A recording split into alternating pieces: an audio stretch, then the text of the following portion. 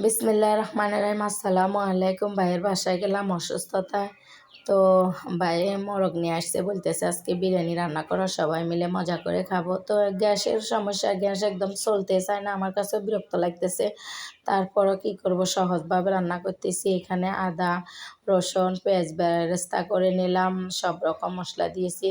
তারপরে মাংস আর আলুটা এইভাবে দিয়ে দিলাম, কষিয়ে নেব, এইভাবে রান্না করে নেব। তো বিরিয়ানির এখানে কাচ্চি বানাবো, খেয়াল করছিলাম কি করা, একাইয়া চুলাই, এদিকে গ্যাসও নাই, অনেক কষ্ট হয়েছে রান্না করতে। তো মশলাটা দিয়ে করি, তো এই গুঁড়ি রাখলাম, মানে ভালো করে কষাবো আর কি। এটা তো সবাই জানেন রান্না হয় যেরকম রান্না করে। এবারে গরম পানি দিয়েছি, এখানে যে গোড়া মশলাটা ছিল প্যাকেটে ওইটা দিয়ে দিলাম। তো কিছুটা মশলা দিলাম, আবার দুধ দিলাম, তরল দুধ, এমনিতে আবার পাউডার দুধও দিছি।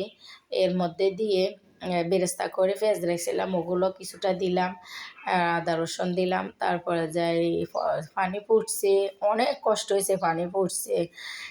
কী করা, শহরে এমন কষ্ট করে রান্না করতে হয়।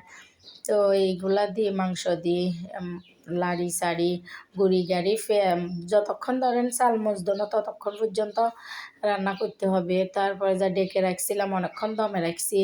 এরপরে ডিম দিয়ে দিলাম উপরে দিয়ে। সবাই বলতেছে ভালো হয়েছে, কিন্তু আমার কাছে ভালো লাগে নাই। আমার কাছে নিজের কাছে বিরক্ত লাগছে রান্না করার সময়। এত কষ্ট হয়েছে, বড় একটা হাঁড়ি বসাইছি। সকাল 10টার পর থেকে গ্যাসের সমস্যা, আর একদিক দিয়ে আমি অসুস্থ, আমার কণ্ঠের সমস্যা, আমি কথা বলতে পারতেছি না আজকে কয়েকদিন। এরপরে কয়েকদিন পর পরে এরকম হয়, কেন জানি না, শরীরের এরকম হয়েছে, একটার পর একটা রোগ লেগে আছে। আমার কণ্ঠের সমস্যা, আপনারা কেউ কিছু মনে করবেন না, ক্ষমা সুন্দর দৃষ্টিতে দেখবেন। হয়তো আমার কণ্ঠ শুনে অনেকে দেখতে চাইবেন না। তো আমরা আমার ভাইয়ের বাসায় গেছিলাম, মেজো ভাইয়ের বাসায়। ছোটো ভাই কয় না, মন চাইলেও ঘুরতে পারা যায় না, শখের মানুষও নাই ঘুরতে নেওয়ার। তো ছোটো ভাই ছোটো বোনের জামাই ছোটো ভাইয়ের বউদের নিয়ে ঘুরতে গেলাম, বা এই ছোটো ভাই ছোটো বোনের জামাই নিয়ে গেল কি। আর এই ফার্স্ট টাইম ঘুরতে গেলাম অসুস্থ, তারপর ওরা বলতেছে মন ভালো লাগবে চলেন।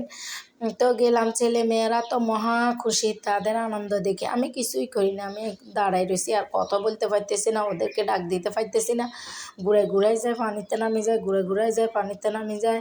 আমার ছোট মেয়েটাও মানে মহা খুশি পানি দেখে, বালু চালু লাগায় একদম, একদম শেষ ওরা। ও এত খুশি, ডাক দিলেও শোনে না। আর আমার তো ওই সময় মোট কণ্ঠ আসতেছে না, এমন কষ্ট করি কথা বলতে আমার এত কষ্ট হচ্ছে। বলতেছি কেন আসলাম, ভালো লাগতেছে না, আর ওরাও দুষ্টুমি করছে।